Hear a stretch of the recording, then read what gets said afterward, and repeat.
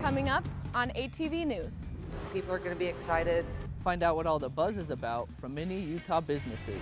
We do have cars that have been here probably 35 to 40 days. Parts are starting to roll in now, though. We'll show you why these cars have been waiting for repairs. My husband got stalked. I'll show you the resources he used and you can use if you've been harassed. It's been a warm one this past week, but is it going to continue? I'll show you in weather. Aggie basketball opened their season last night without their star center. I'll show you how they performed without him in sports. All that and more, this is ATV News.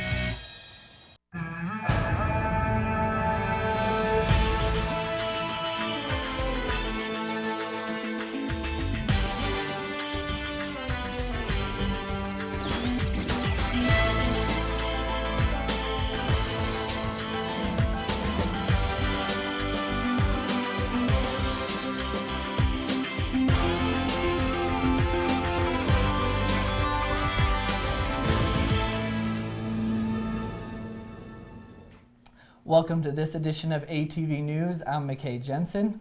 And I'm Emily Hill. 9 U.S. citizens with ties to Utah were killed this week in Mexico. Mexican officials say cartel gunmen attacked the family in Sonora, about 70 miles from the Arizona border. Officials believe the SUVs the group was driving were mistaken for a rival cartel's. The family was on their way to a wedding when they were attacked. Another woman has filed a lawsuit against USU this week. This is part of an ongoing legal battle with two other victims of Tory Green. The lawsuit states that USU violated Title IX by failing to keep its promise that the incident would not impede her education. An estimated 15% of women and 6% of men are victims of stalking, according to the Stalking Resource Center. My husband is part of that 6%. This is Nick. He is my husband. Nick was on his phone and got a follow and message request on Instagram from someone who said she was a 22-year-old girl. I started to notice that things weren't right when I was receiving hundreds of messages a day. Nick said the messages were confusing and very often explicit. They would be complimenting me one moment and then the next would be harassing me or making fun of me. Her messages included things like making fun of his close friends, explicit images and videos, even threats of rape. Nick was eventually informed this young woman was actually a middle-aged woman from Florida named Melissa. She makes fun of each member of my family, myself included, and even my dad who passed away a couple of years ago. This went far beyond the screen, though. She knew where Nick went to school. Melissa knew where Nick worked and where he lived, but she sent most of the things to his mom's house. She sent Nick a journal, headphones, and a gift card. I went into hiding. I did not stay at my house or my apartment. I did not drive my car. I slept on my friend's floor. And then started affecting more than Nick. Once Nick and I got engaged, I started getting messages from Melissa. Nick decided to get help after a year of abuse and took the case to police. He was referred to several different resources on campus. One such resource was Hillary Renshaw. What I like to tell students that are in my office is this is such a strength that you're here. I am so grateful that you're willing to use the resources and that you are empowered to be able to speak up. Hillary said that she wants other victims to know that there are resources for them to get help. Been working with Title IX and Savvy here at Utah State, and they've done a great job trying to help me get my life back together because it had been destroyed by this person. Nick said he feels like this happened because he talked to a stranger and was kind to them. What can you do to provide information or answer their questions if that's what you feel like you want to do without giving a ton of personally identifying information away? What started as Nick scrolling through his social media feed ended up being something dangerous and scary. I still feel scared sometimes, but I feel like I'm a completely different person after it has been resolved, because of all these people who have helped me. If you feel like you need to talk to someone about sexual assault, stalking, domestic violence, or any other gender identity assault, you can find the link to resources on our Facebook page. The USU Howl has been a campus tradition for over 40 years, but is it safe to attend? Ariana Piper shows you what changes are being made. The Howl is a very old tradition. It's exciting. It brings a lot of notoriety to the campus. On October 26, the morning after the Howl, a timely warning reported 3 sexual assaults on campus. The timely warnings are sent out in order to increase transparency around crimes on campus. Dorito believes that timely warnings create a culture of reporting. People are more likely to report when they know that we're taking it seriously, like we are. And so over time, we expect we'll probably see more reports because we know that things like sexual assault are underreported. I'm outside of the TSC where over 5,000 students attended the Howl this year. Organizers say they took many precautions to make sure students were safe. We only allow 4,000 people into the field house. That's, again, for safety and for control. We could fit a lot more people in the event, but we opt not to. Bittner says USUSA is looking at ways to make the Howl safer next year. Something we're looking at is more lighting and surveillance. So looking at more cameras, better equipped, higher definition cameras potentially, and then also the way that we position security personnel. Bittner says that USUSA is planning more training on how to be an upstander and defining consent. We're going to constantly be doing more awareness. We're going to do training and potentially different staff. An advocate for sexual assault and anti-violence information says it's important to train volunteers on helping victims of sexual assault. If we can have informed volunteers that know who to connect to and how to help this person overcome what they're going through, that's going to go a really long way over just some changes to an event. We want people to be safe. Ultimately, we want somebody to be able to come here, not feel threatened, and not have anything happen to them negatively. Ariana Piper, ATV News. If you or someone you know has been sexually assaulted, Savvy is a resource that provides confidential counseling. It is located on the 3rd floor of the TSC. Empty shelves were restocked with a bit more buzz. ATV's Nick Porth shows us the changes. These 2 beers are the last of the stock at Lee's grocery store last Thursday, just before the transition to 5% beer. Some other stores already had the new beer shrink wrapped on pallets. All they had to do is wait to stock it. At some point tonight during my shift, there will be a crew that comes in and resets the cooler, and then the prices will go active. This is the first time beer of this strength has been sold widely in Utah since the end of the Prohibition era. That's over 85 years since beer like this has been on shelves other than breweries or liquor stores. The change also affects bars and restaurants. We've only had 2 beers so far on tap that has changed, just so we're trying to get rid of our inventory that we have so far. But I think we're getting like 5 or 6 new beers that we haven't had ever. Businesses don't know how sales will be affected yet, but customers have already made a buzz. I can just go to a grocery store and buy a couple, normal point beers, and that'll be good. Definitely when I mention people that it's 5% or higher than 3.2, kind of brightens their face up a little bit. Right at first, people are going to be excited because it's a new thing, but overall I think it'll slow down and just go back to normal. Budweiser marked the change by sending their Clydesdales to Utah for a 3.2 beer funeral, celebrating their full-strength brew coming to Utah. It's just nice to see Utah finally catching up with the rest of the states, not feel like we're outcasts. The change also adds more brands to shelves. Nick Porth, ATV News. The law went into effect at midnight on November 1st. General Motors employees ended the longest strike in company history this week. Caden Anderson is live to tell you more. Yeah, McKay. GM trucks are like this vehicle here may have struggled to get parts during the strike. I went to a local dealership to figure out how the strike affected them. Mechanics at Murdoch GM in Logan can finally move trucks and cars into the work bays after the longest GM strike ended on Friday. Stuff coming from Michigan, more specialty items. We've been waiting for a fuel pump for a diesel truck, a high pressure pump. We're probably still out another 3 or 4 days on that. and that's been here for probably 45 days. Even though the strike ended, parts shelves are still empty. The parts manager says getting replacements for vehicles was a challenge. The higher-ups, so to speak, they were actually left their desk jobs and went down to the warehouse and did the best they could to keep some parts flowing. But for the most part, for the month of October, we were slim pickings. Here at the GM backlot, there are multiple cars waiting to receive parts like this oil filter. Receiving parts was not the only thing that was affected by the strike.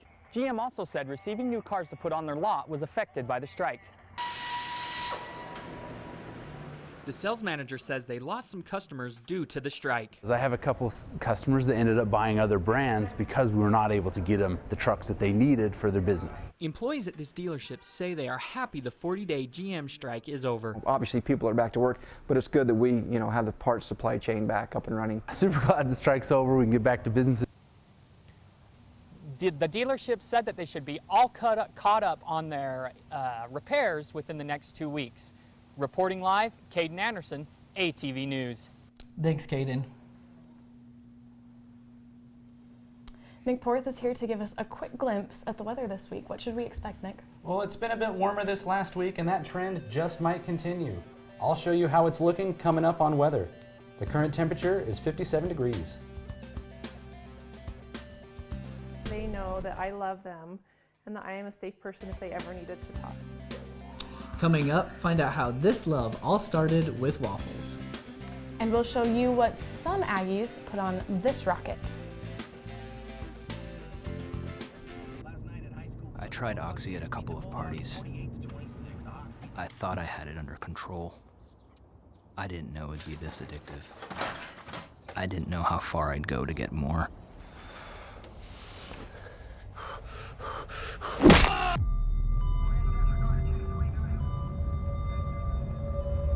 Opioid dependence can happen after just 5 days. Know the truth, spread the truth. Patriotism.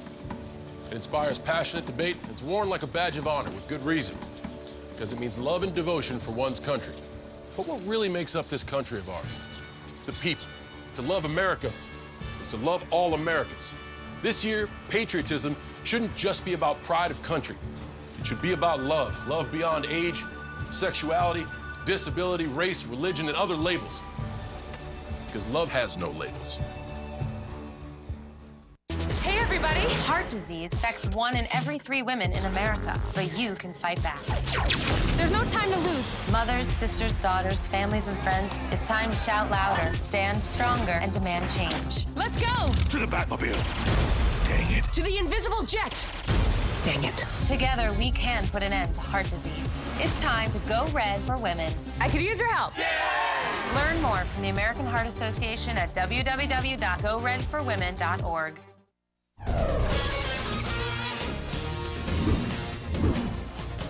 It's been said the way to someone's heart is through their stomach. ATV's Ayana Lycan shows you how one mom uses waffles to connect to her son. It's very fast and very furious.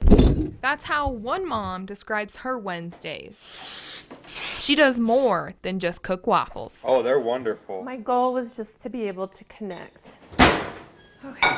To connect to her 17-year-old son, Spencer. When Spencer was a junior and he turned 16, I noticed that he wasn't around very much. He had a job, he had friends, and it made me sad. I just felt like I wanted him here more. So she invites her son's friends over every week for Waffle Wednesday. Dish up. This is not my original idea. I'm sure I heard it somewhere, but they just start loading up their plates. They love the whip topping, so I always buy a big thing whip topping from Costco. The kids say it's a 20-minute drive round trip to get from the school to the Huff House. So that doesn't leave a lot of time for eating. The boys come and devour, and it's fun, and it's fast, and it's furious, and it's crazy, but I get to connect with Spencer, and I get to connect with his friends. While it's quick, it's great. Best Wednesday ever. Every Wednesday, this is the highlight of my day.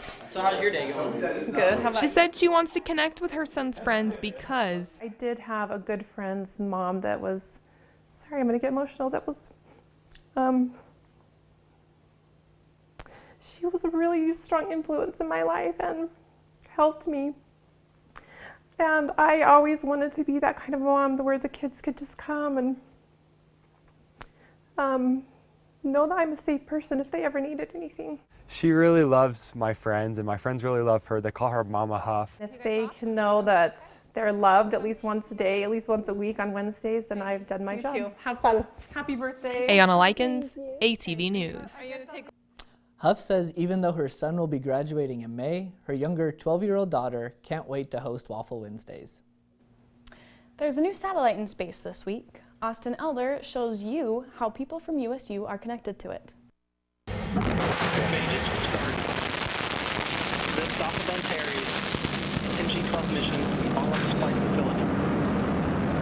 NASA launched a rocket carrying a small satellite called a CubeSat, made by USU students and faculty from the Space Dynamics Lab. Family members of the team who built the CubeSat watched the launch from Logan, just passing 200,000 feet. while some team members watched from the launch site in Virginia.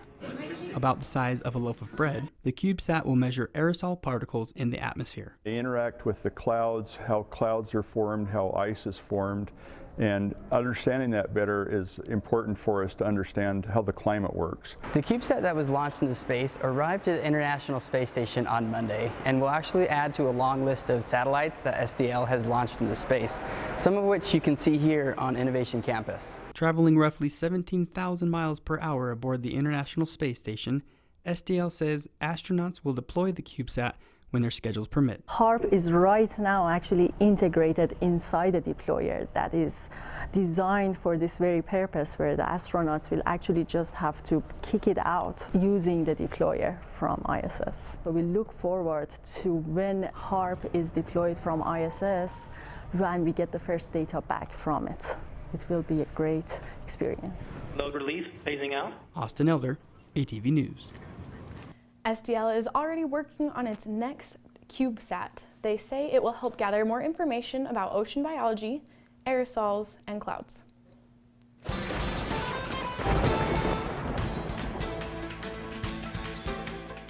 Let's take a look at the national weather here. So if you're looking at the East Coast, you can see there's some showers up in the Michigan area as well in the Midwest area, but just some scattered showers throughout, also in Iowa up here. If we take a look at the West Coast, you can see in the Southwest region, in New Mexico and Arizona, a little bit into Texas, there's some storm showers around here as well. Not that much in the northern western region, but let's take a closer look at Utah now. As you can see, there are some scattered cloud cells throughout the state along the Wasatch Front. You can see there's some cells in Salt Lake, some in the Tooele area as well, going up to Ogden and Brigham City, but not a whole lot going on as far as cloud coverage here in the state. Now let's take a look at our 7-day. So as you can see, it's autumn, and it's feeling a little bit more like autumn as well. The temperatures have been a bit warmer this week. If you can see, it's the mid to high 50s going until Sunday. This trend has been going the last week, and it's been, in my personal opinion, nice considering we had freezing and snow the last few weeks ago. But as you can see, 57 degrees today with a low of 29, 55 on Thursday with a low of 31, 57 on Friday and Saturday with low of 32. Even the lows are a little bit higher, which may save on some heat bills, which for me, it'll save me a little bit. Looking into next week a little bit, it's still pretty warm, but it starts to cool down around Monday and Tuesday. Still in the 50s, high 40s, but not quite as warm. If you want to get your autumn activities out of the way, now would be the time to do it, because with our unpredictable weather, you never know. That's it. Sam Merrill tied a school record for free throws. I'll tell you what that is. Coming up, find out how groups are working to keep old barns from falling apart.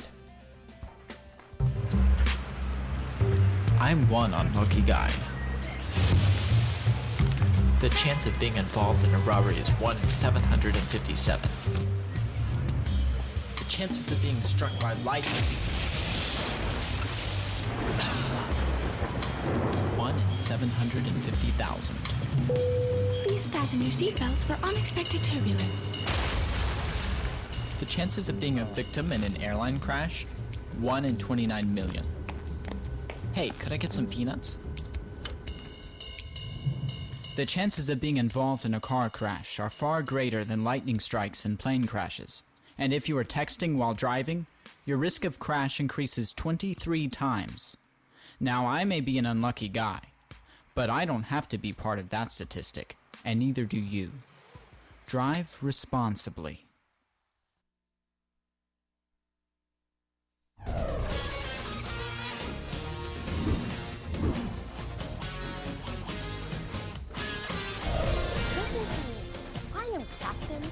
I actually see something on Twitter that's like Utah State's going to come out playing like they're protecting their dairy farm. So that's how I feel like they're going to come out, ready to protect their dairy farm, and we're going to take over. So that's the plan.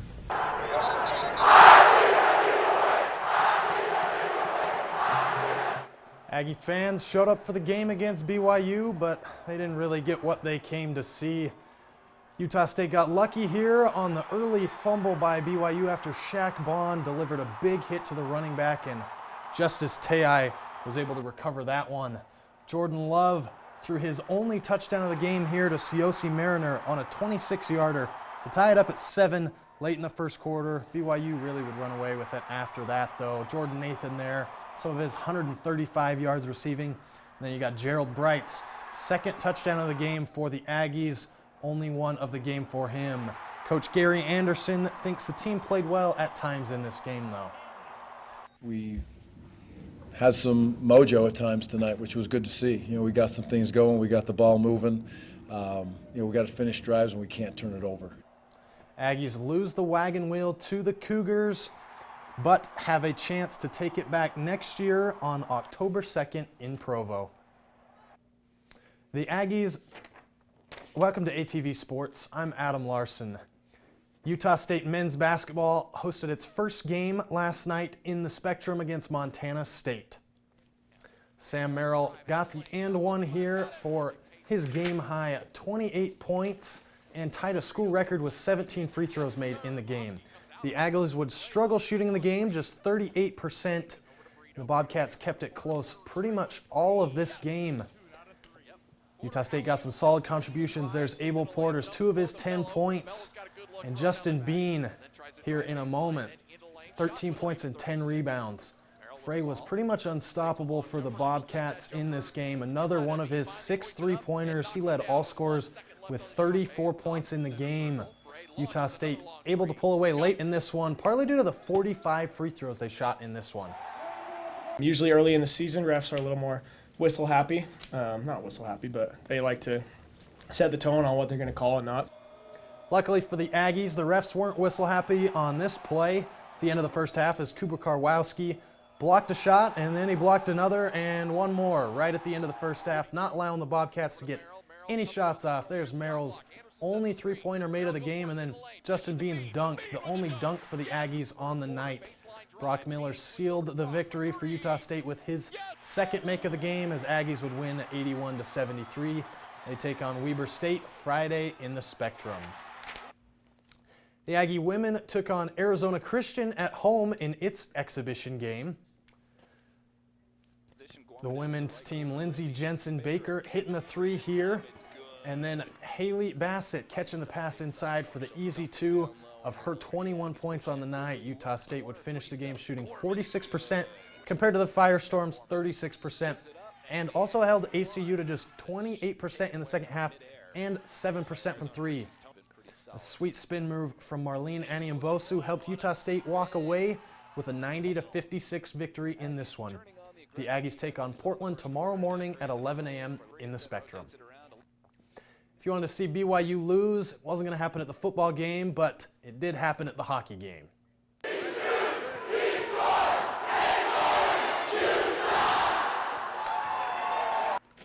The Aggies took on the Cougars in front of a rowdy, sold-out crowd. BYU opened the scoring 11:30 into the first half with an attempted backdoor feed that Utah State's defender Brett Fernandez tipped past his own goalie. A few minutes later, Chris Cutshaw drove the net, and hard-slashed BYU goalie Jared Manzella took exception. Both were served matching penalties, opening up the ice for a 4-on-4 play. The Aggies able to take advantage of it, of the open ice, when Alec Moser cycled down low to his brother Austin, who found Sean Johnson alone in front of the net. Sniping that one-timer past the keeper's ear. Chris Cutshaw buried some garbage left on the doorstep just as Cougars' Chase Christiansen was being released from the box on a holding penalty. Special teams played a huge role for the Aggies throughout this contest, and Utah State was able to take a 3-1 lead 5 seconds into the power play on a deflection in front of the net going off Gavin Lubin's skate. Right here in just a second, just the deflection in front of that net, off the skate, into the goal. Great goal for the Aggies, putting them up 3-1 in that one. That's the kind of thing that we're figuring out as a team. In the past, Utah State has been a very aggressive, big, kind of brute, let's go and put them to the boards type of deal. We don't have that size, we don't have that physicality just naturally anymore. Physical play in this game, man, that's a big hit. A couple unnecessary penalties resulting in a lot of this third period being played in their own zone. Utah State's penalty kill held strong even through 2 full minutes of 5-on-3 action. Man, what a hit there. We were extremely calm and composed, I think, today on our PK, and that showed on that long 5-on-3 they had there. That's like a make or break it for a game. That's 2-goal game. They say it's worst lead in hockey. Final goal of this game was pure puck larceny as Sean Johnson takes it away from BYU defenseman Jacob Eisenstadt. That's my cousin. Come on, man, we can be better. Putting it in the goal for Utah State's 4-1 victory in this one. It ended in a good fashion, though. Both teams coming together at the end of this one to shake hands at center ice. The next Utah State home hockey game is this Saturday at 7 against Montana State. Dallin Farnsworth won the Mountain West Cross Country title for men's in a new record time for the Mountain West Conference, helping Utah State's men win the team title as well at this event. The Aggie women's soccer beat conference-leading Boise State 1-0 in its final home game of the season on Senior Day over the weekend as well, and Utah State volleyball lost to San Jose State and Nevada last week, and looking to get back on track this week against New Mexico and UNLV at home. Skyview and Green Canyon both hosted playoff games against schools with Cedar in their name over the weekend. Skyview played Cedar Valley, where Mason Falsleff catches this 28-yard pass from Kason Carlson for the touchdown, one of 3 receiving touchdowns for Falsleff on the night. And a big night for the Bobcats here as well, but Jackson Hooley threw some of his 142 yards passing in the game. Skyview still, though, just dominating this game. Kason Carlson, the only rushing touchdown of his day, but he did have 6 passing touchdowns in the game as Skyview would win big 62-0, and a muffed punt on that one, just a bit rough for Cedar Valley in that game as they had to kick it out of the end zone. And then in the other game in the Valley, Green Canyon taking on Cedar City. The Wolves scoring first in that one, and then Cedar City tying it up here in the second with Jaron Garrett, but Green Canyon scoring a touchdown in every quarter in this game. Jacob London finished the game with 2 rushing and a single passing touchdown. There's the second rushing of his as Green Canyon win 28-21. We had a lot going on in sports this week, but now that you're all caught up, it's been a great week. Hopefully we'll have a lot of stuff going on this next week. It's exciting to see basketball coming back up in the schedule. Back to you, Emily. Thanks, Adam. You may have seen barns and granaries on the side of the road falling apart. ATV's Shay Densley shows you how groups are working to keep these buildings standing. I love being in old barns, especially when the wind's blowing through the cracks and you're in there writing about it or thinking about it or photographing it. Lisa Duskin-Gady creates barn guidebooks to bring tourists and encourage barn owners to preserve their buildings. I think I was attracted to the whole idea of tracking down the stories of these old buildings. Lisa called her, maybe it's been a year ago, and wanted to know if she could go over and take a picture of the granary. I thought, who'd want a picture of that? So I thought, well, gee, maybe there is something to this granary. With Dixie's help, Duskin-Gady raised money on Facebook and got a plan from the State Preservation Office to save the granary. Volunteers worked today to put these beams up to support the side of this building, but the real work can't begin until they get more funding. Some farmers can't afford to maintain their old barns, so they have to tear them down or burn them. The Bear River Heritage Office puts up half the money to preserve a barn. The owner pays the rest. If you want to see this granary,